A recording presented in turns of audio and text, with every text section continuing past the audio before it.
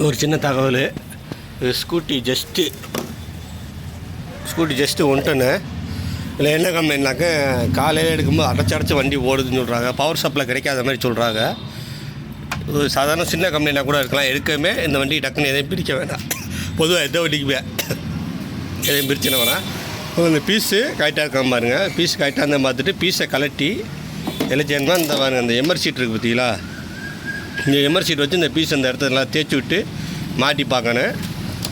அதை தேய்ச்சி விட்டு மாட்டி பார்த்துட்டு அது என்ன செய்யணும், நிறைய இடத்துல என்ன பண்ணுவாங்கனாக்க, இந்த பேட்ரி மாட்டும் போது இந்த போஸ்ட்டை கிளீன் பண்ணி மாட்ட மாட்டேன். போஸ்ட் வந்து ஈயம் தான் இருக்கும்.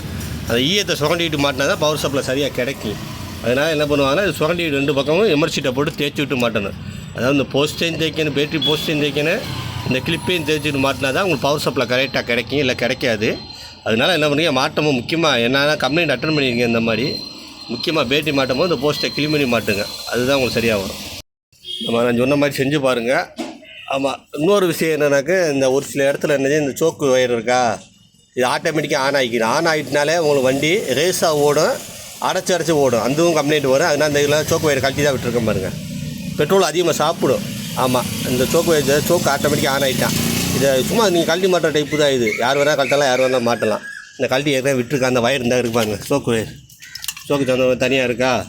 இது யார் வேணால் மெக்கானிக் கழட்டலாம், கஸ்டமரும் கழட்டலாம், யார் வேணால் கழட்டி மாட்டலாம்.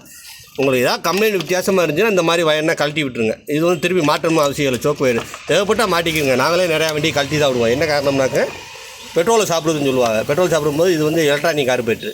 சோக்கு ஆட்டோமேட்டிக்காக ஆன் ஆகும், ஆஃப் ஆகும். ஸ்டார்ட் பண்ணும்போது ஆன் ஆகும், ஸ்டார்ட் பண்ணி முடிச்சோன்னா ஆஃப் ஆகணும். ஆனால் ஒரு சில வண்டியில் ஸ்டார்ட் பண்ணி முடிச்சோன்னா ஆஃப் ஆகாது. சோக்கு ஆன்லேயே இருக்கலாம், அதே பெட்ரோல் சாப்பிடும்.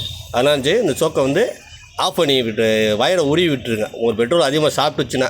ஆமாம், இதை உருவி விட்டுருங்க. வண்டி காலையில் அடைச்சி ஓடு இந்த மாதிரி ஓடுச்சுன்னா இதை எடுத்து விட்டு ஓட்டி பாருங்கள். உங்களுக்கு கம்ப்ளைண்ட் சரியாச்சுன்னா அப்படி ஓட்டுங்க. இல்லை மேற்கொண்டு ஏதாவது கம்ப்ளைண்ட் வித்தியாசமாக தெரிஞ்சுன்னா திரும்பி மாட்டி விட்டுருங்க. உருவி மாட்டுறது அவ்வளோதான். இதில் ஒன்றும் பெரிய விஷயம் கிடையாது.